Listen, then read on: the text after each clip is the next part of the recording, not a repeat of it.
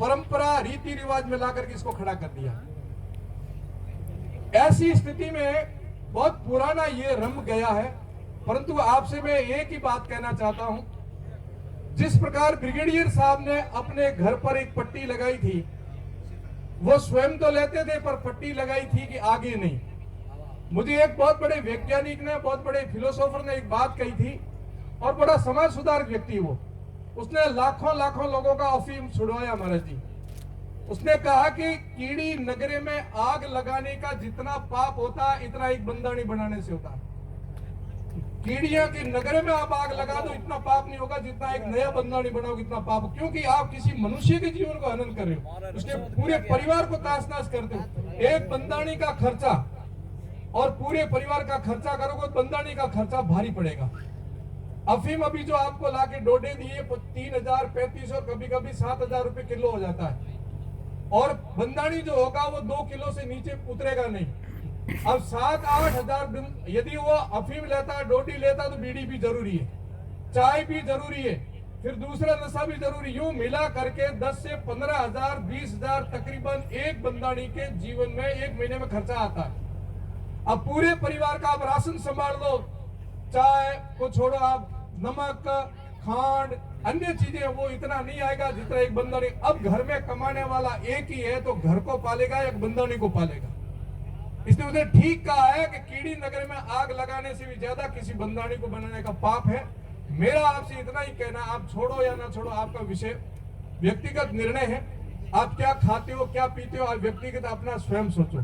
परंतु एक बात जरूर कहूंगा, महाराज जी, हम लोग या आपके मित्र, आपकी माता, आपके पिता, आपके शुभ चिंतक, हम लोग केवल मात्र आपके सपोर्टेड है, केवल आपका सहारा है।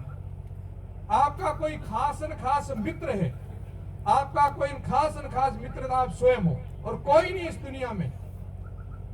हम कह के चले जाएंगे, जब तक आप करोगे नहीं तब तक कोई परिणाम नहीं आएगा। हम कितनी अच्छी बात कह देंगे, कितना अच्छा संकल्प करवा देंगे, जब तक आप नहीं करोगे तब तक कोई परिणाम नहीं आएगा। और आपका कोई कट्टर दुश्मन है इस दुनिया में, तो वो भी आप स्वयं हो।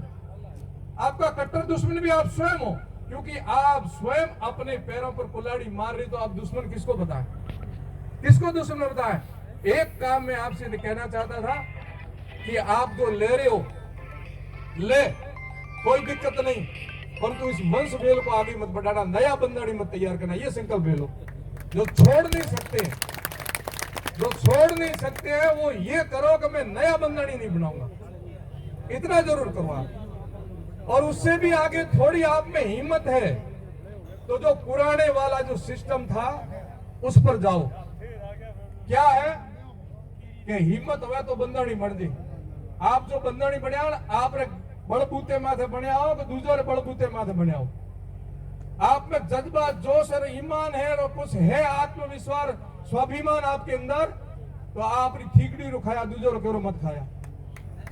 करो संकल्प कि मैं मेरा स्वयं का, महाराज जी मेरे यदि कोई बीमारी है तो मैं टैबलेट मेरी खुद की लूंगा, मांग मांग के नहीं खाऊंगा। ऐसे अमल यदि आपने दवा रूपी लेना शुरू कर दिया है तो अपनी स्वयं की खाइए, दूसरों की मत खाओ, दूसरों की खाओ मत। और बंदानी होता है ना, बात का धनी होता है, ना अपनी किसी को खिलाऊंगा, ना अपनी दूसरों की खाऊंगा, ये संकल्प लो। पहले होते थे बंदानी, रियाणिया, अब क्या हो गए, अब हो गए कंडीर। बुरा मत मानना, बंदानी रियाणिया नहीं हो, अब ज्यादातर कंडीर कहते हैं महात्मा जी, बाप जी, जो डिगे हुए आत्मा जिनकी डिग गई, ये कभी धापते ही नहीं है।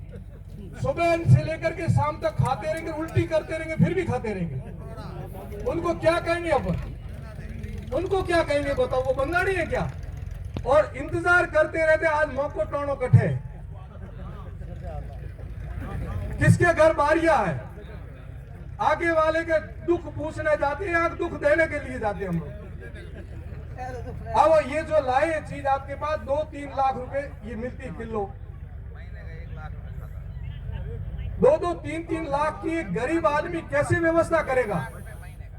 आपके अंदर यदि कुछ है, मैं एक मारवाड़ी उदाहरण दूंगा। अपने लंबे कुएं होते, महाराज जी 1 मिनट शांत रहना, 1 मिनट शांत रहना।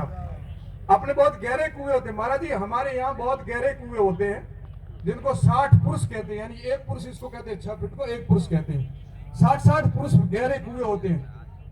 आप सब पुराने आदमी जानते हो, अपने वहां बारी लगती थी। महाराज जी एक बार शांत रहना आप।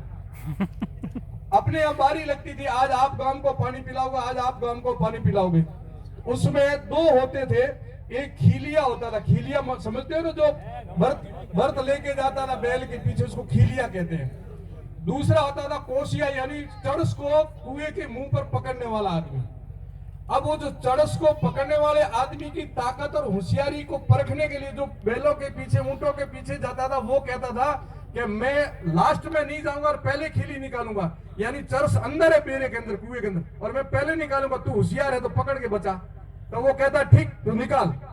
पूरी जब बीच में निकलती, तो आपको पता है जब अपने कोस हाथ में ही नहीं आए तो 4-5 घड़े का वजन, चरस अंदर जाएगी जाएगी, बीच में हाथ डालेगा तो वो भी मरेगा। परंतु वो इतना होशियार होता था महाराज जी